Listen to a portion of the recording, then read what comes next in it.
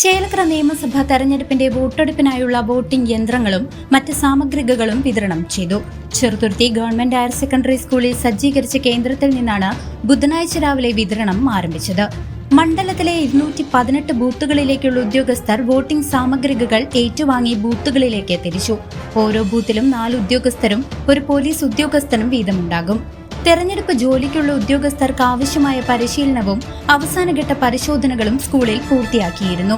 വോട്ടെടുപ്പ് കഴിഞ്ഞാലുടൻ യന്ത്രങ്ങൾ തിരികെ ചെറുതുരുത്തിയിൽ എത്തിക്കുകയും തുടർന്ന് കനത്ത സുരക്ഷയിൽ തൃശൂർ എഞ്ചിനീയറിംഗ് കോളേജിലെ സ്ട്രോങ് റൂമിലേക്ക് മാറ്റുകയും ചെയ്യുമെന്ന് റിട്ടേണിംഗ് ഓഫീസർ അൻസാദ് എസ് അറിയിച്ചു. നിലവിൽ ചെറുതുരുത്തി സ്കൂൾ പരിസരം പോലീസ്, കേന്ദ്രസേന എന്നിവരുടെ നിരീക്ഷണത്തിലാണ്. News desk CCV.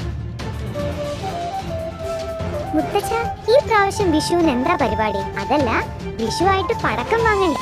അതാണോ? അത് മോള് പേടിക്കണ്ട. ഓയിൽ ഗ്രൂപ്പിന്റെ ഒരു പുതിയ ബ്രാഞ്ചോ പ്രാവശ്യം വിഷുവിന് നമ്മൾക്ക് അവിടെ നിന്നും ആവാം. അപ്പൊ ഈ പ്രാവശ്യം വിഷു അടിപൊളിയല്ലേ?